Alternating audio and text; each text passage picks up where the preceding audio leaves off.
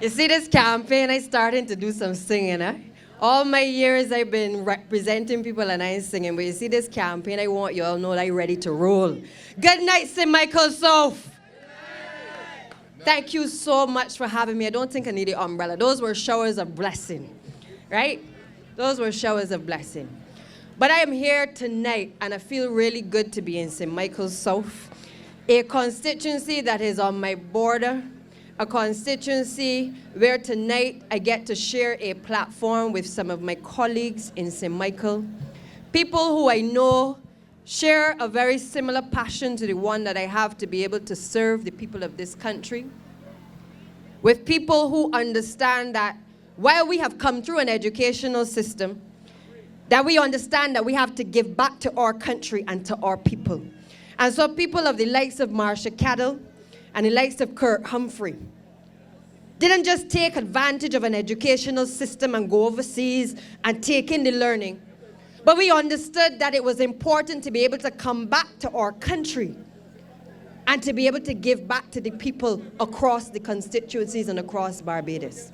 And I am proud tonight to be able to share a stage with them and to be part of a political party with the leadership of Mayor Amor Montley that shares a vision that understands that we must be part of the transformation of this country.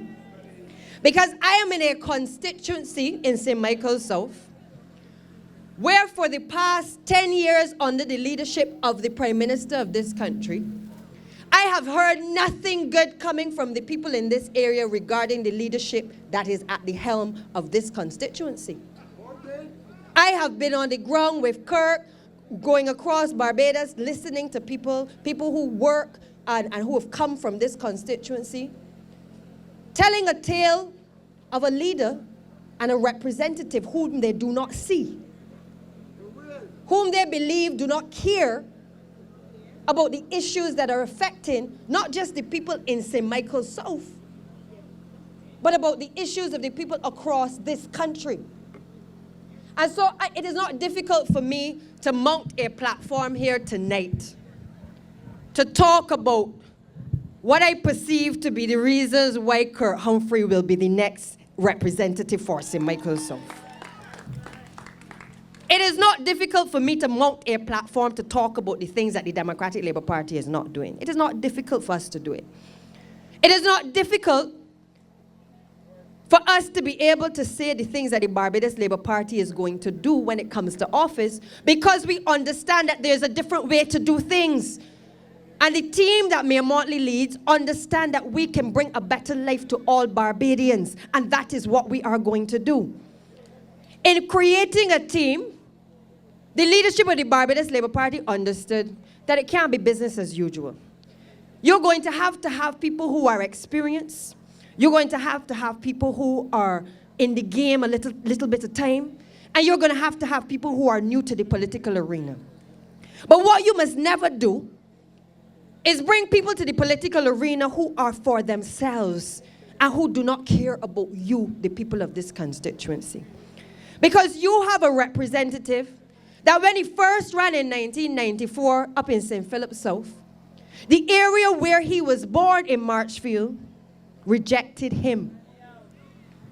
I want you to listen to me carefully. The people in St. Philip South in Marchfield, where the leader, the Prime Minister of this country and the representative for St. Michael South, where he ran, they rejected him. The Prime Minister of this country and the current representative came down again after he lost after the 5 years, and he came down to the people in this constituency after winning in 1999. They only wanted him for 5 years, and that was it. He came to the people in St. Michael South in 2003, and the people in this constituency rejected Frundell Stewart. He came back to you in 2008, and it was on a tide when people in this country wanted a change. But you got a change, and you got Frundell Stewart for the last 10 years. And you have seen what has been the result of having Frundell Stewart as your representative. And I want you in St. Michael South to understand that he has now been in government and the representative of this constituency for 10 years too long. Because if his own people could reject him, and he came to you and you gave him a chance, and you have seen what he has done to the people in this constituency and to this country, I say to you tonight, St. Michael South, you need to give Kirk Humphrey the opportunity, the young, bright young man that he is, the opportunity to be able to lead you and to represent you in St. Michael South. Frundell has had his time. He will be the oldest serving prime minister if you allow him to have another term in office. And there is nothing wrong with having elderly people leading or in leadership positions. But where the problem comes is where you have not been able to see the track record upon which you, the people in St. Michael South, can say, you know what, don't mind he getting a little old, he in touch with the young people. He socializes with the elderly. He cares about the people in the constituency. But I am going across the length and breadth of Barbados, and I don't hear those things from the people that this man represents. And I ask myself, could the people of St. Michael South truly return Frundell Stewart to be the leader and the representative for this constituency? Because the rest of Barbados are watching you, you know, are watching to see what you are going to do. It would not be the first time that a Barbados Labour Party representative has topsy-turvy the whole apple cart and toppled a prime minister. And I have every confidence that Kirk Humphrey is going to topple this prime minister. You see, I am passionate about Kirk Humphrey. Let me tell you why. He's a nice-looking fella, huh? He makes the Barbados Labour Party look good. He has added that flair to the Barbados Labour Party. But I want you to understand that he is one of my own in St. Michael South East. And I'm proud of him. Because I know Kirk and I went to school together at community college. So we have shared a political vision. We have followed a particular road and a particular journey to be where we are. And it gives me pride to be able to see where he has come from and his struggle against all adversities to be able to be where he is today. Genuine, humble, and passionate about putting people over politics. As I was coming here tonight, it was refreshing to see that a political platform at a spot meeting was not just being mounted with people from the constituency, but it was being mounted with young people. The people who, for me, are the future as well of this country. It was also given a flair of an entertainer talking about the struggles that he is facing in his community. And through the eyes of young people and through the message of music, we get to better understand what it is that our people are facing. Because music tells a story and it connects with the soul. So when our young people are crying out about the hopelessness that they are feeling, and they are sending a message to the people in this country that they want better to be done, I say to you in St. Michael South East, the platform that has been mounted here tonight and that I've seen Kirk mount at these various spot meetings is testimony to the fact that it is not business as usual in the Barbados Labour Party. Because he understands that we have to embrace people. He understands that people have to be able to participate in their democracy. And you might not be a pretty speaker, but you know what? You can speak through music to be able to get the message to the people. And that is what is important. As a social worker, as a individual who understands development and social policy, you have somebody who is not the average person coming to represent Barbados, and coming to represent you. You have in Kirk Humphrey somebody that Barbados needs at this juncture, because the Democratic Labour Party likes to tell you a lot about Barbados is more than an economy, it's a society. But regardless of the program that the Democratic Labour Party has introduced to this country, we have seen the erosion of our society in every single community across this country. And at this juncture, more than ever, we need people with the experience, the economic experience like Marcia and Kirk, and the social policy understanding of where it is that Barbados needs to go in order to build back the very fabric of our society. This cannot be business as usual. Mia Motley always says, careful what you wish for. because she came up in a time where she wanted to be a part, and she wanted to be a part of the post-independence period and to be able to transition Barbados. And now she has a prime opportunity to be able to put together a team of people whose sole mission is to be able to transform Barbadian society. Y'all understand what lies ahead for Barbados? And it cannot be done under the leadership of Frundell Stewart. Because you see tonight, up to yesterday, they accused me of being a little vicious with the Democratic Labour Party. They're starting to feel the fire in my belly coming out. They're starting to get offended by the things that I have to say. And when they see all the wrinkles start to come in my face and the veins in my throat. But I want you to understand why I'm feeling it. Because I'm feeling what my people feeling. And I can no longer keep it in. I go to Parliament expecting that we are going to do things that are going to help people. And instead they're talking about who got who. And pulling up documents from 1994 that have no bearing on anything to do with the lives of Barbadians. We have been reduced to a parliament which now in its dying days is simply trying to pass legislation in order to get to the finish line so that ministers can be able to say in respective ministries, I did this and I did that and I did the next.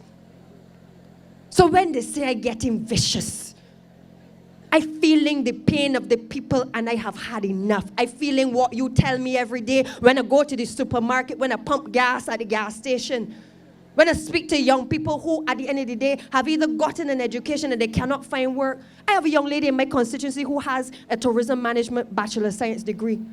Cannot find work. We have told our young people, go there and get an education. Be the best that they can be. Focus. But we have a leadership in Frundell Stewart who does not understand what it is in terms of planning for a country and for a people to ensure that the people that we are churning out of the University of the West Indies and out of the Barbados Community College and Samuel Jackman Prescott Polytechnic, they don't understand how to get the young people to be able to give back to their country. And that is what is frustrating me, because I remember I too was a student that went overseas. And I learned a lot about the world. I learned a lot.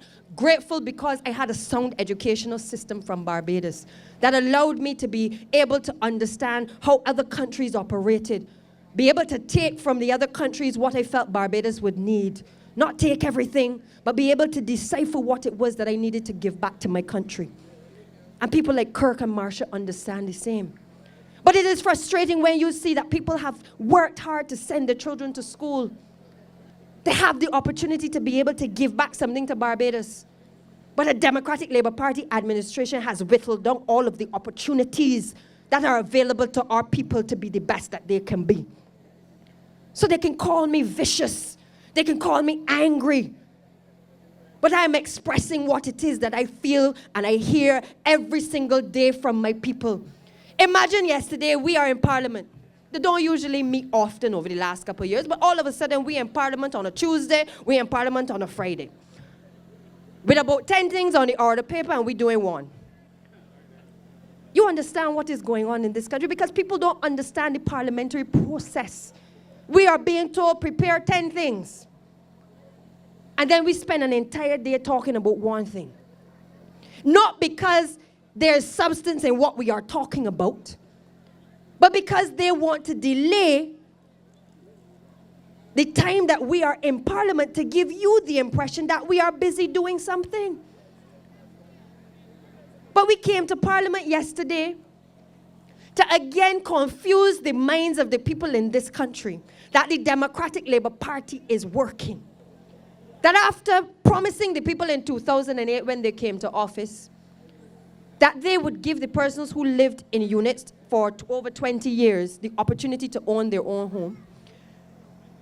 That they were now vesting land that had not been vested in the National Housing Corporation. After 10 years here, is their policy. It's not a Barbados Labour Party policy. They came to office with the policy. But we are now coming to Parliament 10 years later to vest land in the NHC in order to be able to convey conveyances to individuals living in units in Deacon's Farm and in Ferniehearst. So if I got a little angry yesterday, and I get a little angry tonight, it is because I saw the same thing manifest itself in 2013. I was in the Senate at the time, and I remember this Democratic Labour Party well. It came to the Parliament, and it rushed through legislation, the National Housing Units, Terrace Units Act. And they came and they said on the eve of an election, you are on the verge of getting your title deeds. They had people across the length and breadth of Barbados giving out letters, telling the people that we are working on it. We're going to give you the title deeds. And 5 years have passed, and individuals have still not received their title deeds. But what has happened in the meantime? You have a situation where you cannot get a door fixed if your door is falling off and the water is coming in.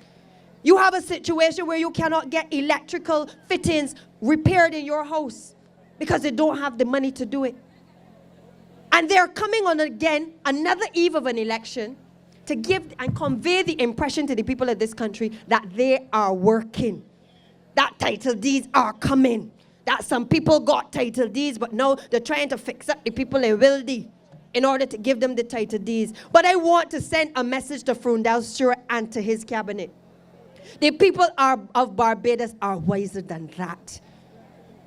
Because you cannot continue to believe that we are so stupid as to believe that all of a sudden, after announcing this policy 10 years ago, you have now figured out that you do not have the paperwork in order to convey what you claim you were trying to convey in the first place. It is simply not good enough.